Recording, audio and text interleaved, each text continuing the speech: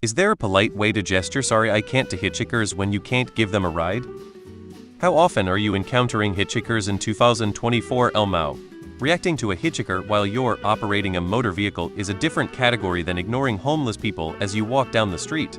For the most part, you have no responsibility to gesture to random people while you drive. Not to other drivers. This is why we have traffic laws and turn signals and the like, and not to folks standing on the side of the road. Do not be concerned about this. Your job when you're driving is to drive safely, not interact with other people in your surroundings. When you're walking past a homeless person, you're moving at a slow speed, only operating your own body, and capable of safely engaging in direct, pointed eye contact or conversation.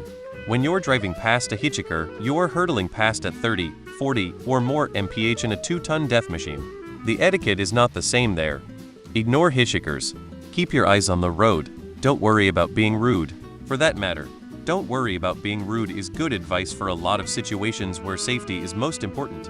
Not the homeless guy sitting with a cup out asking for change, but a homeless guy who approaches you directly, gets too close, won't take no for an answer. Be rude to him. Curious as to where you live, where it comes up often. I can count on one hand the number of hitchhikers I've seen ever.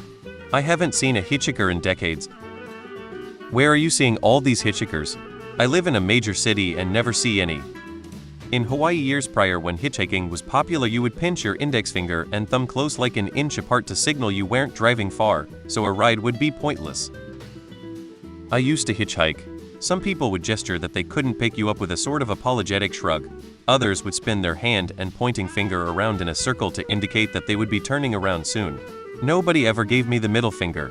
The sort of people who pick you up tend to be very kindly souls who would go out of their way for you.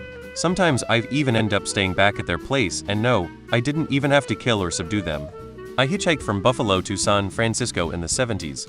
Some drivers would hold up 2 fingers fairly close together to show they were only going a little ways.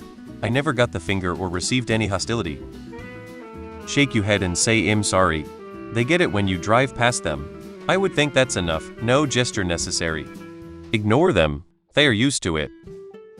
Having hitchhiked a lot when I was younger, I would say not driving like an asshat intentionally is sufficient, or maybe just a shrug. I would rather you get where you are going safely, and in the process get out of the way of the car behind you that might stop if you can't. Having hitchhiked tens of thousands of miles, I can say that normal-brained hitchers take rejection very well.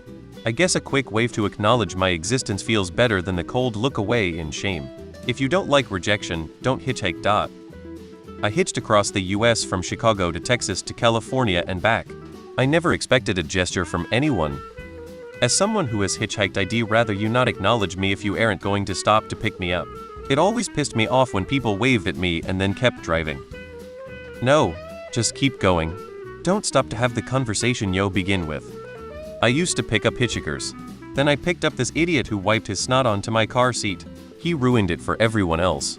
As someone who's hitchhiked a lot, ignoring me is best if it's stop sign. A simple wave is best if you're driving. The worst is a thumbs up though.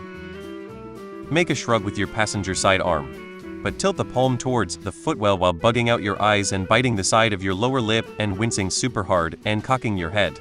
This translates universally to I would if I could, but it would not be agreeable to my personal space, for which saddens us both.